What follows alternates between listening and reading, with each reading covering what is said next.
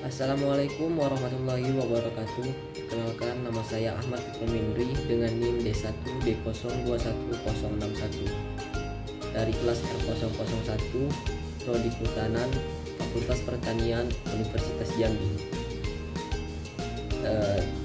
dengan dosen pengampu Nursati Eshud MSI dengan mata kuliah konservasi sumber daya hutan. Di sini saya akan menjelaskan tentang sebuah jurnal tentang kajian kawasan terdegradasi dan pola pemulihan ekosistem di kawasan Suarka Marga Satwa Koomara, Kabupaten Takelar. Study of degraded areas and patterns of ecosystem restoration sanctuary of Koomara in the Wildlife Takelar District. Sahrudin Amir Joneng and Sudirman Numba. Suaka Marga Satwa Koomara. Kawasan Suaka Marga Satwa Koomara adalah salah satu kawasan konservasi berdasarkan surat keputusan Menteri Kehutanan nomor 147/KPTSII/1987 tanggal 19 Mei 1987 tentang perubahan status hutan lindung Koomara seluas kurang lebih 8.000 hektar yang terletak di Kabupaten Takalar dan Jeneponto, Sulawesi Selatan menjadi Taman Buru Koomara seluas kurang lebih 4.610 hektar dan Suaka Marga Satwa Koomara seluas 3.390 hektar. Kemudian masing-masing ditetapkan Taman Buru Koomara melalui surat keputusan Menteri Kehutanan nomor 237/KPTS-2/1997 tanggal 9 Mei 1997 dengan luas 4.152,50 hektar. Dan Suaka Marga Satwa Koomara melalui keputusan Menteri Kehutanan nomor 911/KPTS-2/1999 tanggal 14 Oktober 1999 seluas 2.972 hektar. Di Suaka Marga Satwa Koomara terdapat beberapa jenis satwa dan fauna. Dan salah satu satwa yang berada di kawasan tersebut ada rusa Cervus timorensis, ada kera hitam Mecaca maura, ada rangkong Ricticeros casidik, babi hutan Susvitatus, musang Felis bengalensis, dan terdapat kuskus Phangarerus sinus. Dan fauna yang terdapat di kawasan Suaka Marga Satwa diantaranya terdapat jati Tectona grandis, biti Vitex covesa, ara Ficus spp, kemiri Aleuritus molucana, ketapang Terminalia catapa, dan juga terdapat bambu, semak belukar, rerumputan Imperata cylindrica. Di Suaka Marga Satwa Koomara terdapat tipe ekosistem hutan hujan tropis dataran rendah dengan penutupan vegetasi yang tumbuh secara alami. Dan terdapat beberapa faktor penyebab penurunan ekosistem, yang diantaranya ada illegal logging, yaitu kegiatan seperti menebang kayu di wilayah yang dilindungi, areal konservasi dan taman nasional, serta menebang kayu tanpa izin di hutan-hutan produksi. Yang kedua itu ada terdapat perambahan. Perambahan adalah proses menduduki, menguasai, dan mengusahakan areal di kawasan hutan konservasi secara tidak sah untuk kepentingan subsisten maupun komersial. Salah satu faktornya yaitu ada penyerabutan lahan, perbuatan menguasai, menduduki atau mengambil alih tanah milik orang lain secara melawan hukum, melawan hak atau melanggar peraturan hukum yang berlaku. Selanjutnya ada kebakaran hutan, yaitu suatu peristiwa terbakarnya hutan atau lahan baik secara alami maupun perbuatan manusia. Nah, selanjutnya terdapat beberapa cara untuk mengkaji kawasan yang terdegradasi. Yang pertama itu caranya pengukuran luas dan lokasi yang terdegradasi. Yang kemudian ada inventarisasi tegakan pada lokasi terdegradasi. Nah, pengukuran luas dan lokasi yang terdegradasi ini memiliki 3 tahap, yaitu mengambil titik koordinat di lapangan, kemudian diubah ke bentuk koordinat poligon, dan selanjutnya koordinat poligon kemudian diunduh ke aplikasi ArcGIS 10.3. Sedangkan pada inventarisasi tegakan pada lokasi terdegradasi memiliki 3 tahap juga, yaitu kerapatan tegakan, ketersediaan anakan per hektar, jumlah tegakan berdiameter besar dari 20 cm, dan jumlah tegakan berdiameter besar dari 10 cm. Data hasil inventarisasi selanjutnya digunakan dalam penentukan tipologi kerusakan, yang kemudian dilakukanlah analisis data. Selanjutnya kriteria kawasan terdegradasi.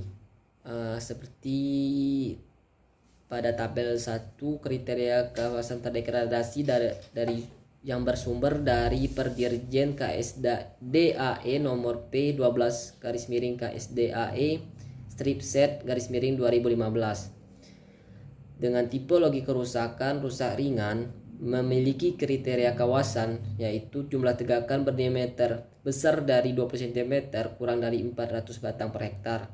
Yang kedua, jumlah anakan besar dari 1000 batang per hektar dan minimal 40% jenis klimaks yang tersebar merata.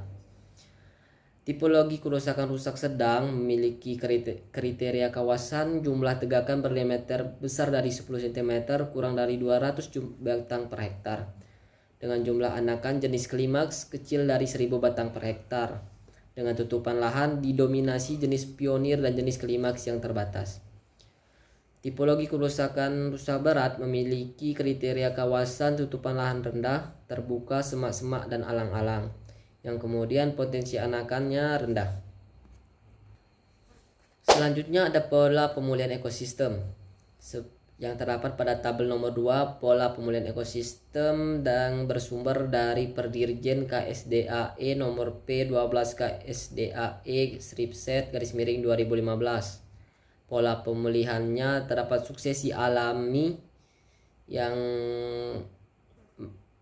memiliki jumlah tegakan berdiameter besar dari 20 cm kurang dari 4000 hektar dengan jumlah anakan besar dari 1000 per hektar dan minimal 40% jenis klimaks yang tersebar merata, memiliki keterangan dalam bentuk perlindungan dan pengamatan lokasi.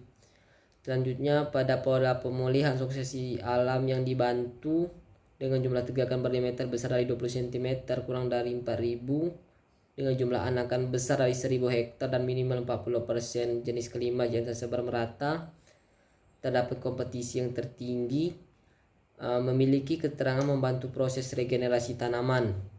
Dan pada pola pemulihan pengkayaan jenis dengan jumlah tegakan berdiameter besar dari 10 cm kurang dari 200 hektar dengan jumlah anakan jenis kecil dari 1000 per hektar, dengan tutupan lahan didominasi jenis pionir data dan klimaks yang terbatas, memiliki keterangan jenis tanaman yang akan ditanam disesuaikan dengan hasil analisis vegetasi.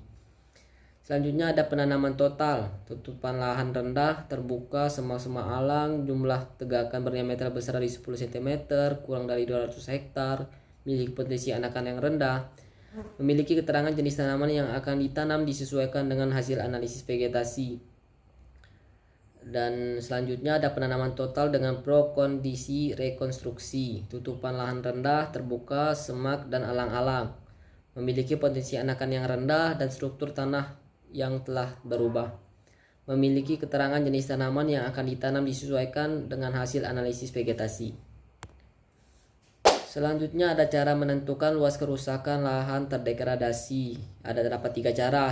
Pertama itu identifikasi foto udara atau citra. Yang kedua ada pengukuran luas lokasi yang terdegradasi. Yang ketiga itu ada inventarisasi tegakan pada lokasi yang terdegradasi.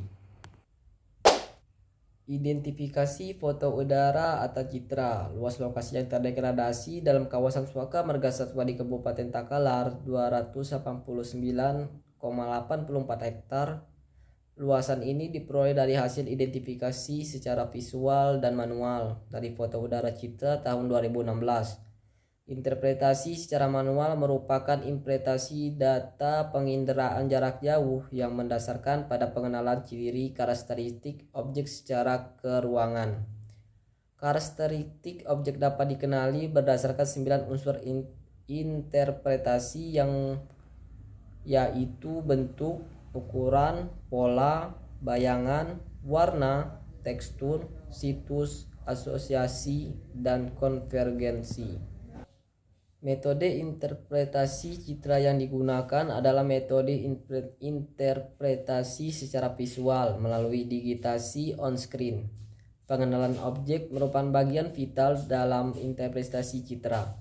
Untuk itu, identitas dan jenis objek pada citra sangat diperlukan dalam analisis memecahkan masalah yang dihadapi. Karakteristik objek pada citra dapat digunakan untuk mengenali objek yang dimaksud dengan unsur interpretasi. Selanjutnya, terdapat pengukuran luas lokasi yang terdegradasi. Hasil identifikasi melalui citra satelit kemudian dipakai sebagai dasar untuk melakukan pengukuran luas secara langsung di kawasan Suaka Marga Satwa Komara. Pengukuran lokasi ini membagi lokasi-lokasi yang terdegradasi dalam beberapa poligon di beberapa tempat dan blok dalam kawasan Suaka Marga Satwa Komara, Kabupaten Takalar. Yang pertama ada blok Jambonga dengan memiliki luas 34,12 hektar.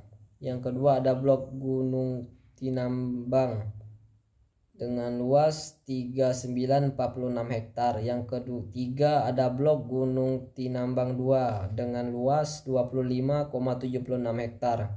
Yang keempat ada blok Sapanga dengan luas 23,31 hektar. Yang selanjutnya terdapat inventarisasi tegakan pada lokasi yang terdegradasi. Inventarisasi tegakan lokasi yang terdegradasi menggunakan metode sistematik sampling dengan bentuk petak ukuran plot berbentuk lingkaran dengan hasil sebagai berikut.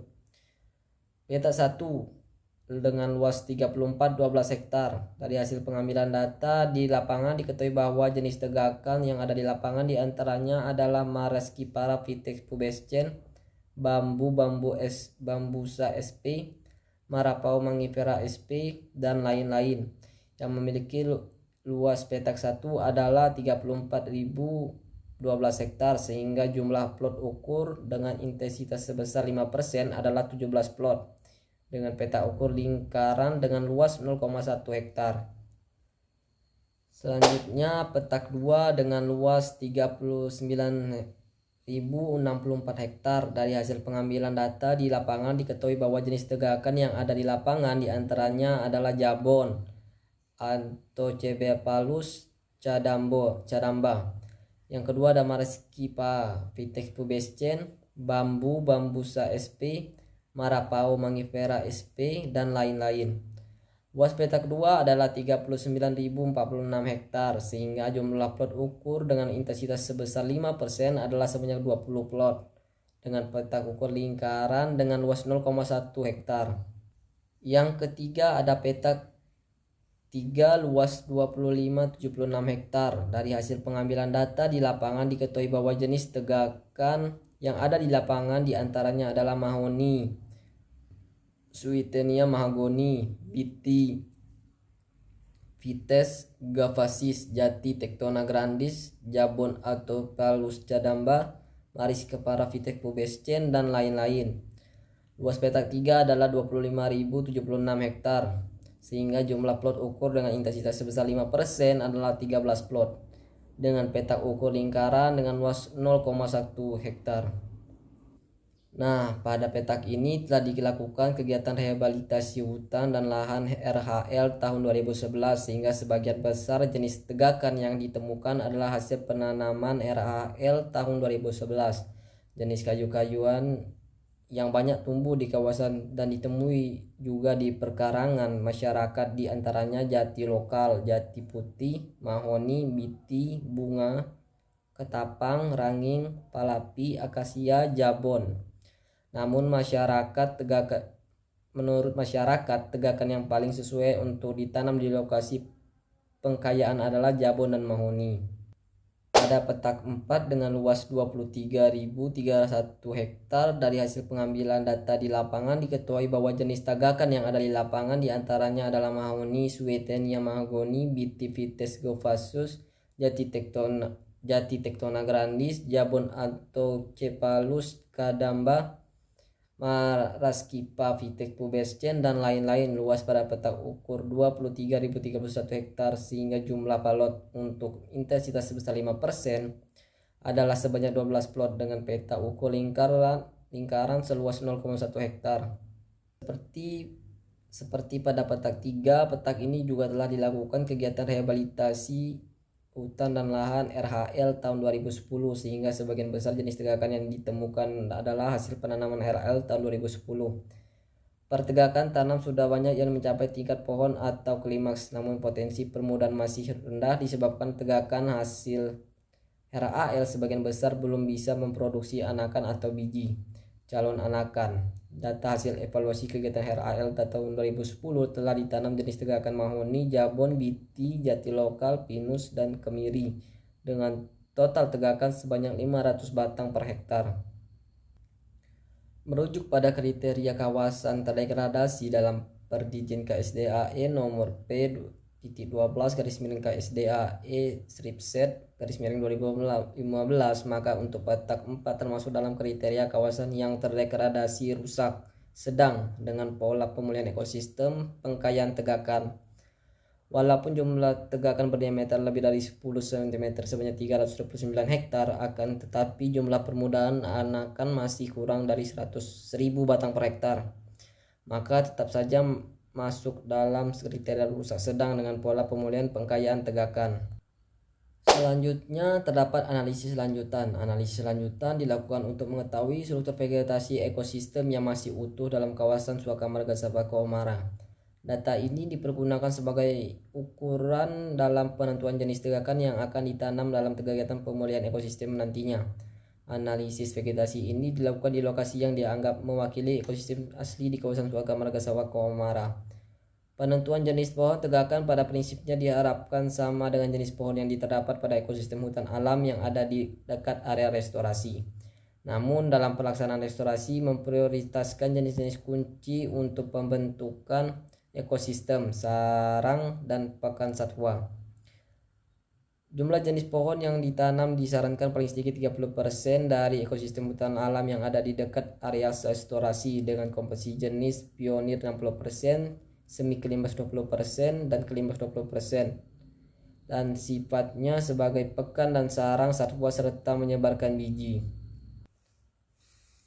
Nah, selanjutnya terdapat kesimpulan. Yang pertama, ada luas lokasi yang terdeklarasi dari hasil diidentifikasi secara visual atau manual foto udara citra tahun 2016 dalam kawasan Suaka Marga Satwa di Kabupaten Takalar adalah 289.000 per 84 hektar. Yang kedua, ada luas lokasi yang terdegradasi di Suaka Marga Satwa Komara. Hasil pengukuran adalah 122,65 hektar. Yang ketiga, dan merujuk pada kriteria kawasan terdegradasi dalam Perdirjen KSDAE nomor P-12/KSDAE/Z/2015, maka untuk peta 1, 2, 3, dan 4 termasuk dalam kriteria kawasan yang terdegradasi rusak sedang dengan pola pemulihan ekosistem pengkayaan tegakan. Yang keempat, ada jenis yang direkomendasikan untuk penanaman adalah diantaranya bambusa sp, Teraterasa Filicium sp, Rao, Dragontomelon Dao, Marapau Mangifera sp, dan Kirasa Glycinia mangostana. Mungkin sekian dari saya. Bila terdapat kesalahan dan kesilapan kata, saya mohon maaf. Saya akhiri. Wassalamualaikum warahmatullahi wabarakatuh.